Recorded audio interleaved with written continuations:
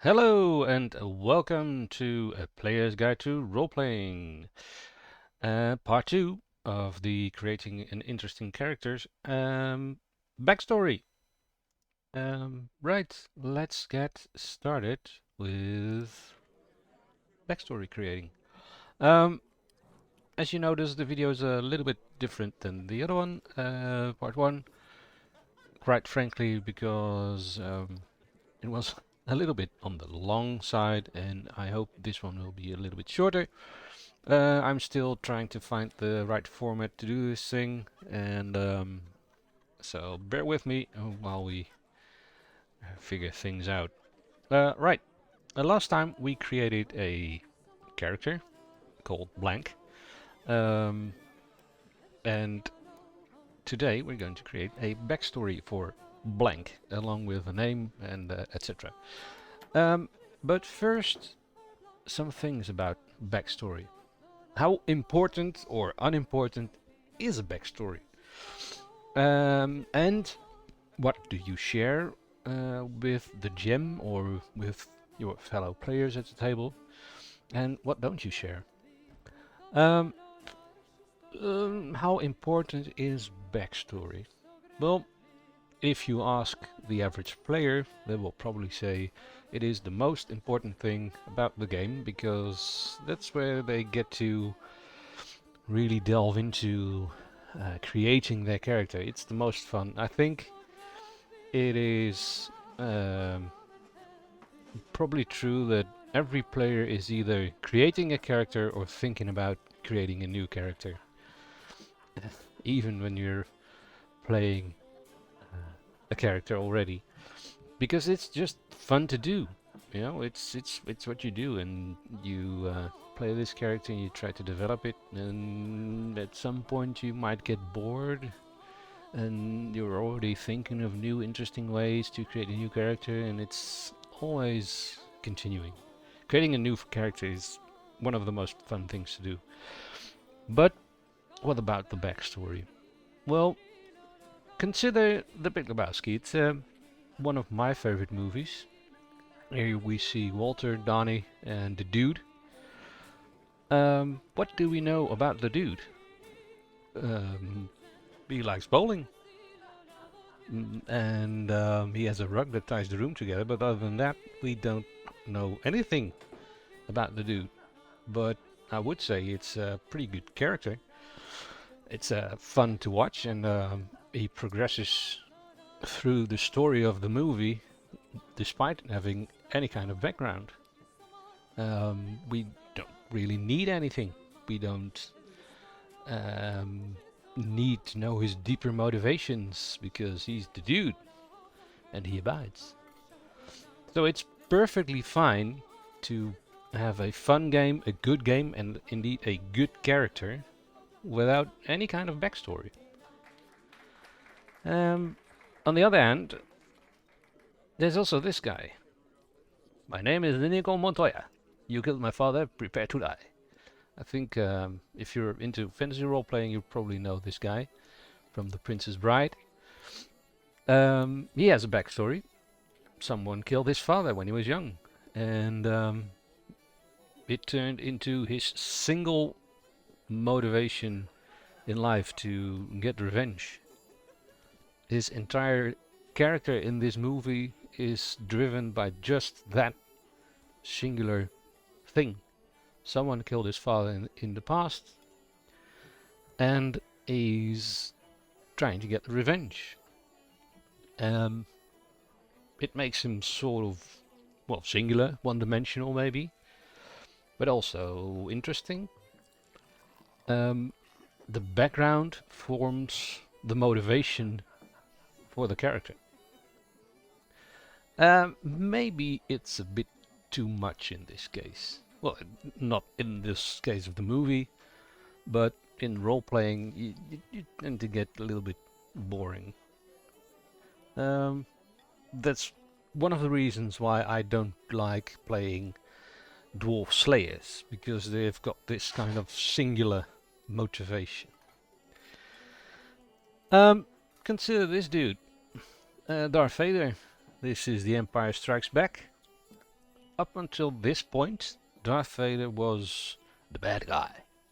And he didn't really have a backstory. The only thing we knew is that he killed Luke's father. Well, that's what they said. But at this point we learn that he actually is Luke's father. That completely changed how we look at this character. Suddenly it was a good guy that turned into a bad guy. Suddenly there was something interesting about this person. Suddenly we also cared for this person. And not only that, it directly influenced how the story progressed, and it had a deep impact on the outcome of the story. If he hadn't been Luke's father, the story would have been completely different. It had a profound the backstory interacted with the story, with the overarching plot. So this is a pretty balanced situation between the Lebowski and Inigo Montoya, I think. Of course, you can devise your backstory however you want, with as much or as little detail as you like. But if you want this situation, you will have to share some of it with your GM.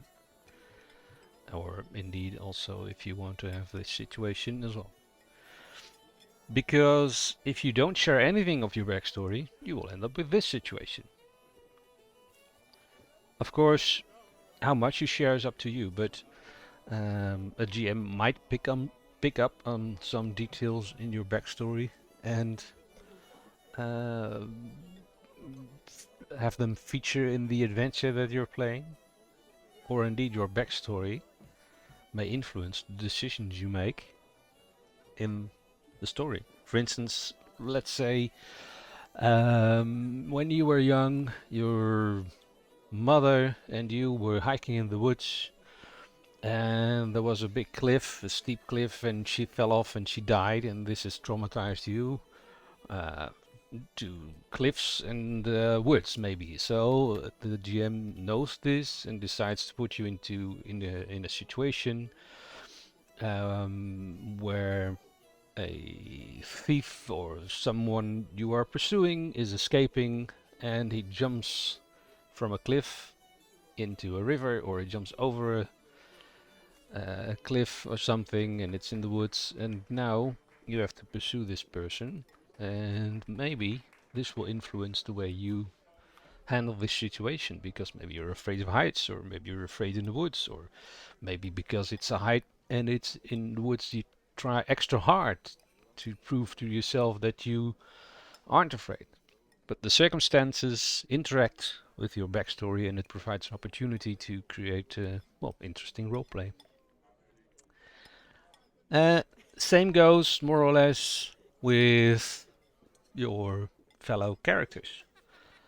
When you first start out, how much do you know of each other? Do you know everything about each other, or do you know nothing, just your names, or even not that? And do you learn more about each other during the role playing, or that can sometimes be distracting, and I think some players prefer a more action-packed role-playing style, and sitting in a tavern, talking, discussing, talking to each other about your past lives can be a bit, well, uninteresting. So, but then again, if you know a little bit about the backstory of your characters, of your fellow characters, fellow players, you can play into certain situations. You can help them, or you can, for instance, if you know that one of your fellow players' characters has a fear of heights, then you can try to catch the thief or person you were chasing before he gets to that height, or try extra hard to maybe divert him into another path. So you can play into each other. You can mix and match, so to speak. It's always interesting to also withhold some information, some of your backstory. For instance, maybe you're wanted somewhere in the capital. You're wanted for murder. Let's make it as dramatic as possible. You're not going to tell that to your fellow characters because you're a paladin somehow, and you've changed your life. It's been a long time ago, and now you and your party are heading to the capital again, and you're still wanted for murder. They don't know that. What's going to happen? Are you going to tell them? Are you not going to tell them? What will happen if they come across a wanted poster with your face on it? That will be interesting. Create interesting roleplay.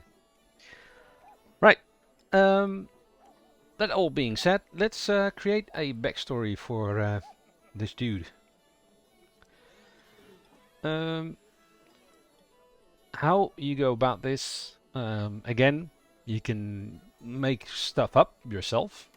If you're not really comfortable with that, or you have trouble making stuff up, or you favor the randomness, you can also use some kind of table to determine the backstory. There's certainly for Warhammer, we're using here, there's a lot of character details tables, but I think for Dungeons and Dragons, well, pretty much any RPG has either an official or a fan-made heritage or details generator thingy. And this is Foundry, and Foundry has a module which is called Warhammer Fantasy 4th Edition Role-Playing Character Detail Generator. And if you download that module and install it, you just type character details in the chat. I've created a macro for it. And they will ask, are you human, dwarf, halfling, high elf, or wood elf? Well, we are a human. And then we get details. I was born in a fortified town in Hochland on the 17th of Sigmad site, under the star sign of Mehmet the Fool, a sign of instinct. You have the following distinguishing box marks. Of course, these things are entirely optional. I can take some other things that I like, or I can just completely disregard them. My father is alive, my mother is alive, I have 3 brothers and 0 sisters, an older brother, a younger brother, and another older brother. And 2 of them are dead. Wow, how dramatic. Sure, this is fine, but let's just see what we get if we roll another one. You were born in a market town in Nordland on the 32nd of Sommertijd, on the Kakkelvax the cockerel, sign of money and merchants. A distinguishing mark, I have an earring. Father's Jorgel, mother's Gretel. Everyone is alive. I have 2 brothers, 1 is dead and 1 is alive. Well, it gives me options. One thing we can also do is details. Gives us a name and some other stuff. Elizabeth Roral sounds like a woman. I'm not really comfortable playing a woman, not because I think it's weird or something, but just because I'm pretty bad at it.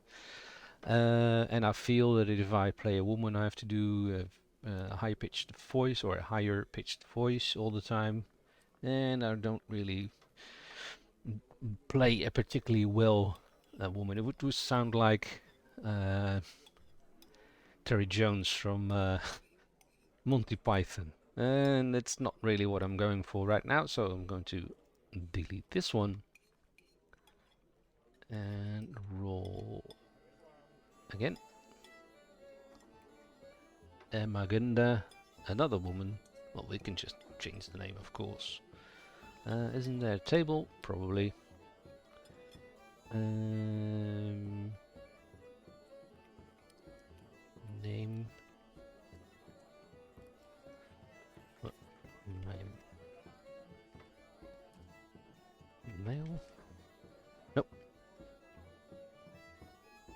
Groger. Groger Gunglitz. Sure. Why not? Of course, we can come up with a name. Who cares? But I like randomness. I call it pale gray, dark brown. Well, let's just drag. Can we drag this? Yep, we can drag this. There we go. And then just change the name to Groger Gundlitz. There we go. Mail here. You put whatever you want there, of course. And distinguishing mark. He had a earring. Is that a distinguishing mark, having an earring?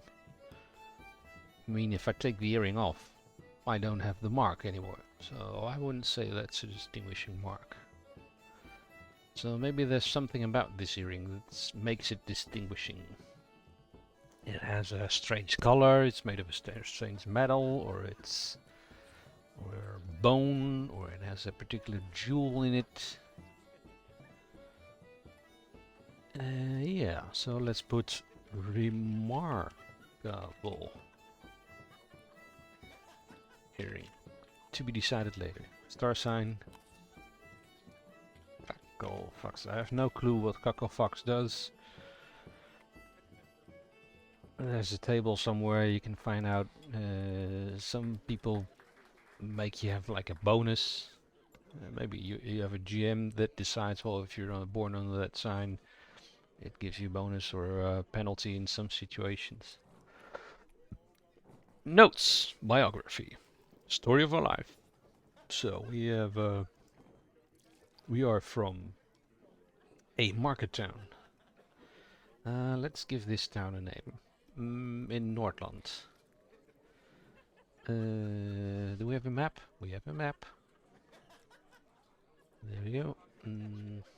Reichland. We need a Nordland map. But maybe this can give us some inspiration.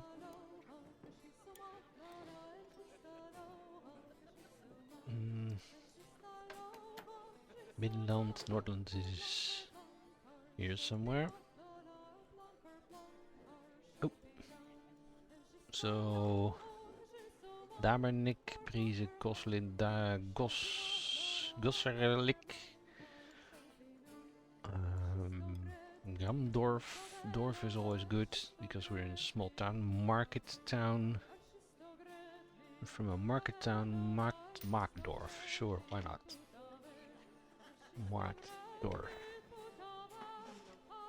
was the place we saw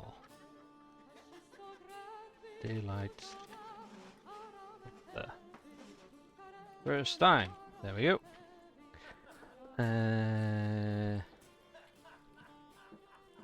Jurgel and Gretel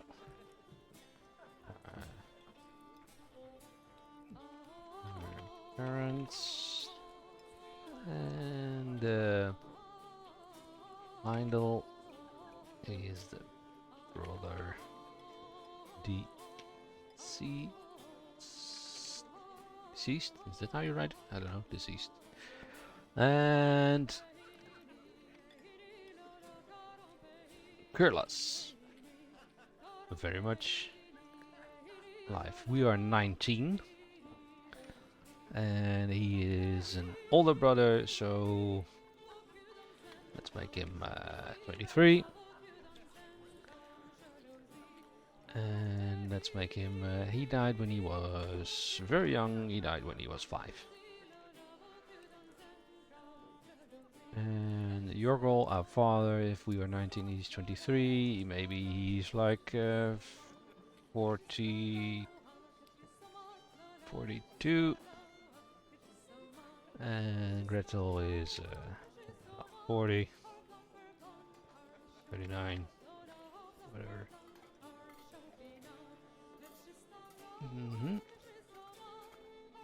Oh. Yep. Of course, you can give these persons a backstory as well, and basically you can do that in the same way that you create your own character. Depends on how much work you want to put into it. You can make stuff up. You can decide if it's important that you know what these people do, um, and where they live and stuff like that. Or you can decide, well, it doesn't really matter, I make it up as I go when the issue arises. That's also a possibility. Like, yeah, when the GM says, well, you meet a friend of your father's, where does he know him from? And you can then decide, well, my father is a tailor, so he'll probably bought a suit of him, something like that. But until such an occasion arises, you can leave it blank, or you can decide on it later. We were from Nordland. Markdorf in Nordland. Of course, there's also an extensive list of settlements, so you can always choose from there. But I decided to make one up. It's a small town. The backstory of the town, well, it follows the same rules as the backstory for your parents and your siblings. You can make it up as you go, well, if you decided to make one up. And again, decide whether it's important or not for your own backstory or for the story. And again, the GM can come to a point in the story where he says, well, you meet someone from your town with bad news. So what's the bad news? What's your town about? That's pretty much we need from this. The remarkable earring will be decided later. Maybe we'll come up with something. So let's save this for now. Right. This is pretty bare, but it's certainly enough to start a character with. But it is probably a bit more interesting to come up with a little bit more, because our guy is a busker, and maybe we need to find out why he became a busker and why he is out adventuring. Let's take another look at his stats. He was kind of weak and feeble, and a little bit awkward, with low agility and low dexterity, relatively low, but with a very high fellowship. The skills we needed to decide was entertain. What's the entertain? I think that's relevant for us to decide how we became a busker, to first decide what it is. We have perform and we have entertain. Performing is like acting, playing a joke. Play is like playing music instruments, and entertain is like storytelling, but also joking. So there's some overlap. Perform is also juggling, I think. So this is well, you can see this is to do with agility, this is to do with dexterity, and this is to do with fellowship. So this is probably why we became an entertainer. And we have also arts. Maybe, let's see. Acting, comedy, singing, storytelling. Let's see.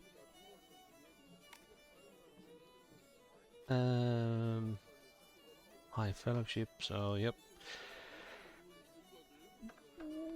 Why do you become an entertainer? Well, you might be a funny guy, have people laugh, and then decide to venture out in the world to make people laugh. Maybe you have a knack for it.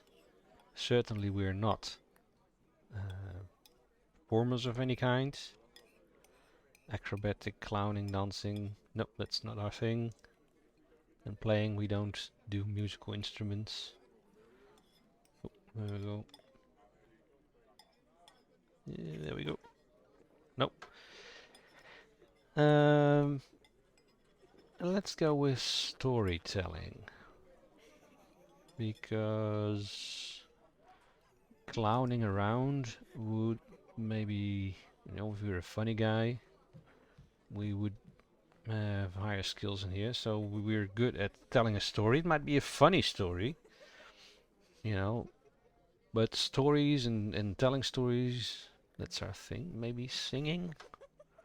Are we a singer? We're from Nordland. People in Nordland often meet with barbarians. It's rough over there. We don't have a lot to sing about. Well, not happy songs. We probably have a lot of stories. And yeah, personal favorite, just make it storytelling. So, entertain, storytelling. There we go. Choop, storytelling. And perform. What were our choices? Acrobatics, clown and dancing, fire breathing, juggling, miming, rope walking.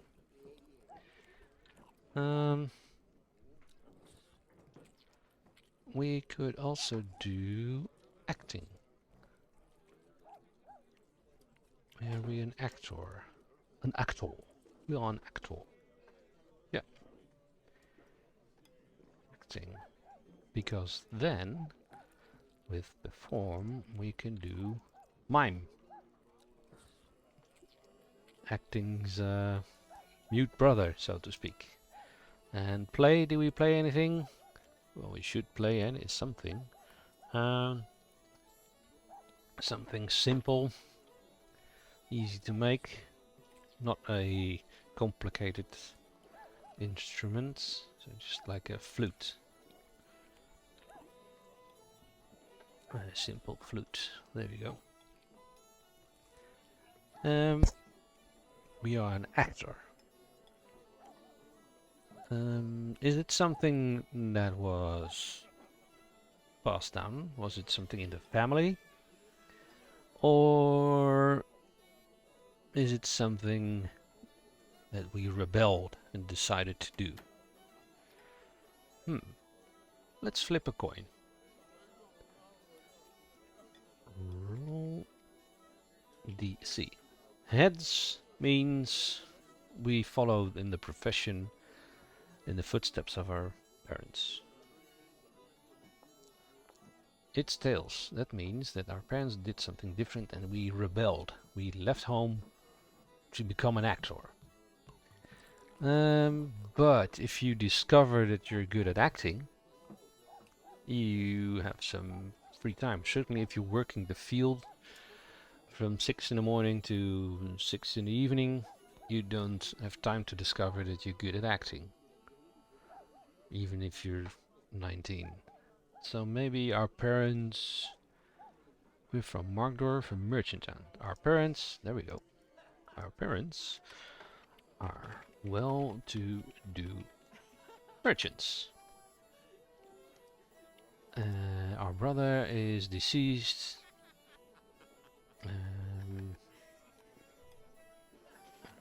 Killed during a raid of chaos marauders. There you go. And our brother, he is older than us, so he is in the family business. Then it would be logical that since our brother is already in the family business, we don't really have anything to do, or we are reluctant to work for our brother because he's an asshole, of course, because all the brothers are assholes. Trust me, I am one. An older brother, not an asshole. So that would give him a reason to do something different. Because his parents are merchants, it would also give him the time to pursue an acting career. So maybe he's got a little bit of money. Yep. when he turned 18, he got some money. His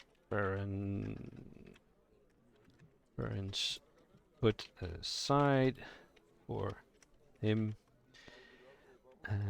to invest or start his own business. So yeah, his parents put aside some money because they knew we probably wouldn't want to work for his brother, so they put aside some money so he could go out in the world and invest it somewhere or start his own business. But Groger decided otherwise, and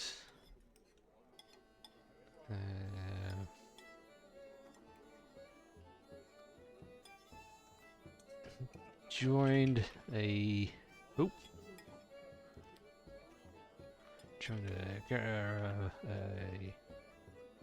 traveling theater to become an actor. There we go.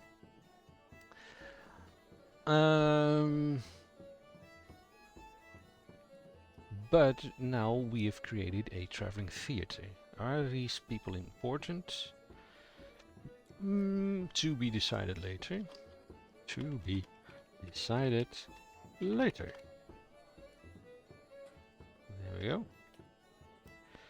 To become an actor. It has been a year and Gregor has run out of money. He spent all of his legacy stipendum, or however you want to call it. Yeah, he's run out of money and has embarked on an adventure to procure some new wealth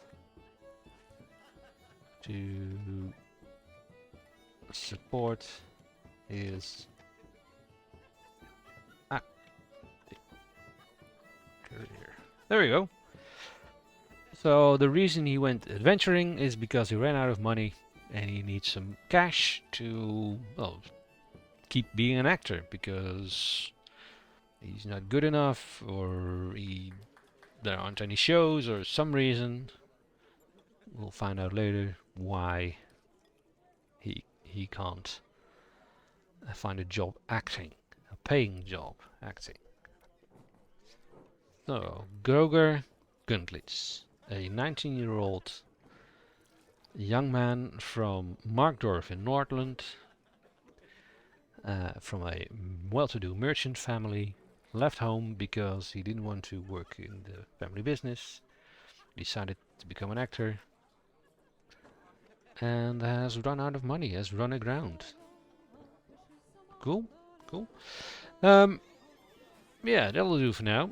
One thing you notice here is something that Warhammer uses, and I think it's very good to, even if the gaming system you're playing doesn't really have it, add it personally. It has ambitions, short-term and long-term. What that means is, what are your goals in life, so to speak? What's your short-term goal? What do you want to achieve within the next couple of weeks? And the long-term goal is, what do you want to achieve in the long run?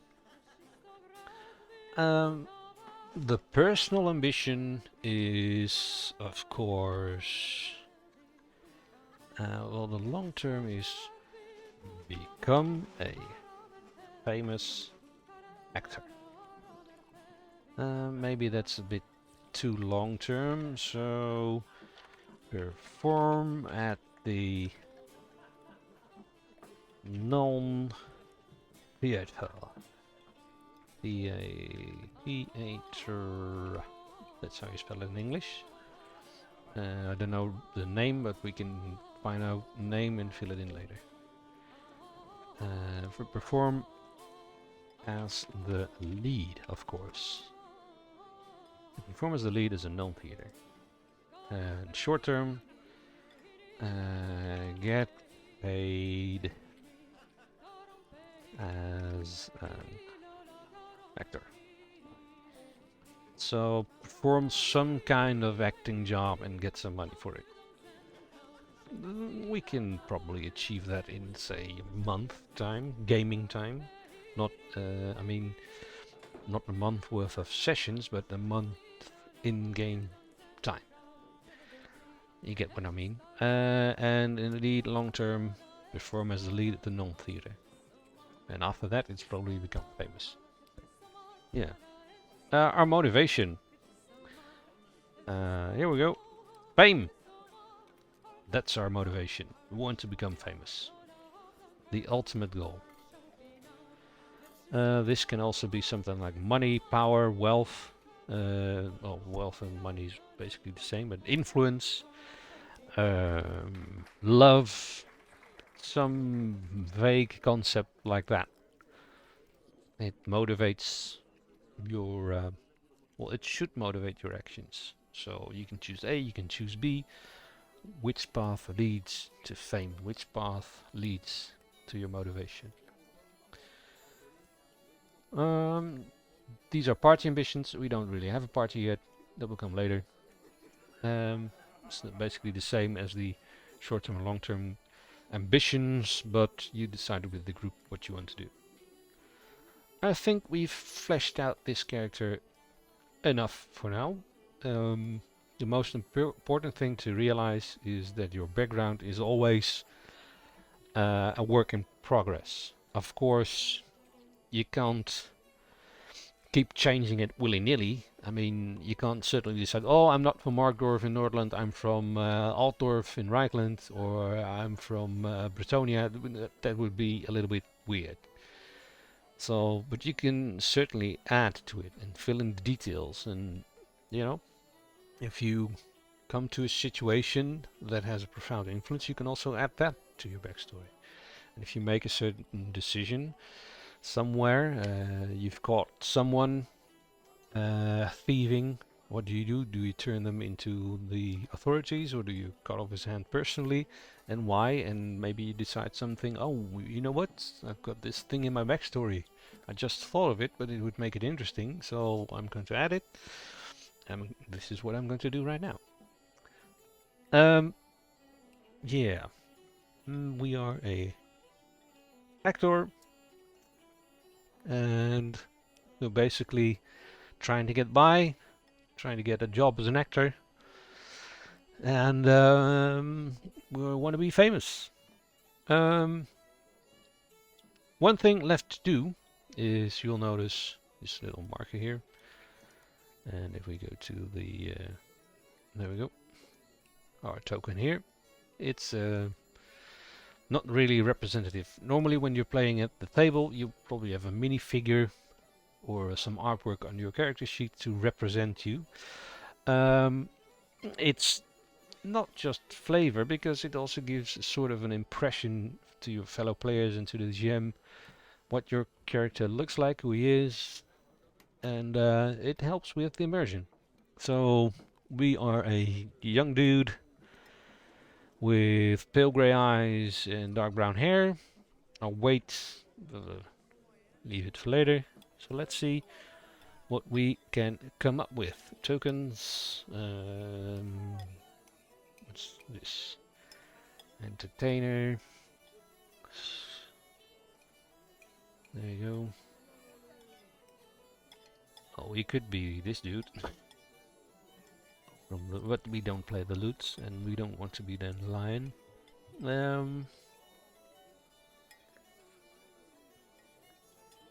Boop, boop, boop.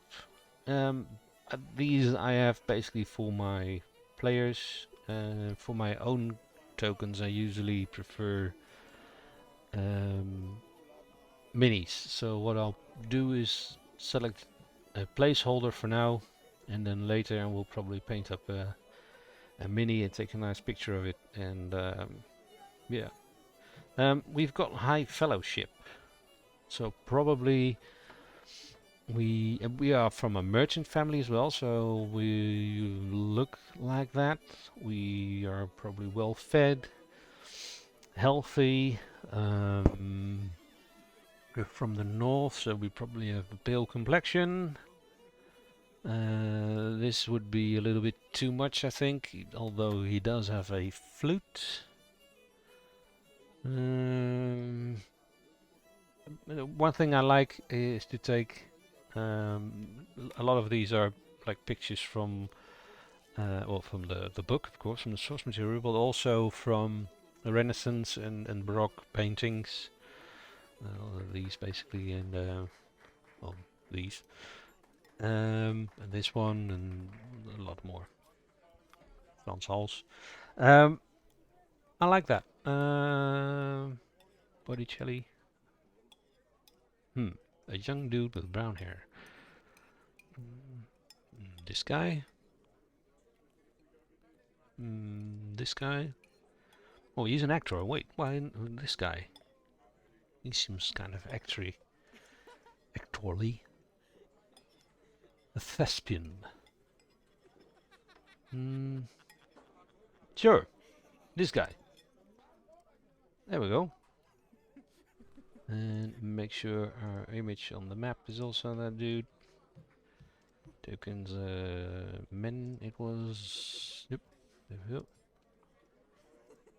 Date token. Now if I delete this one.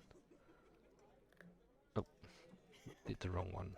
I need to do this one. Tokens. Men. Oh. Update token. There we go. Yep. View character artwork. Yeah, that's an actor. That's the youngest dude. Maybe he's a little bit younger than 19, but doesn't matter. He looks like an actor. The old world version of Hamlet's probably going on here. So, I don't know what this name is. It's not Engemunda. Another thing we need to change, Groger.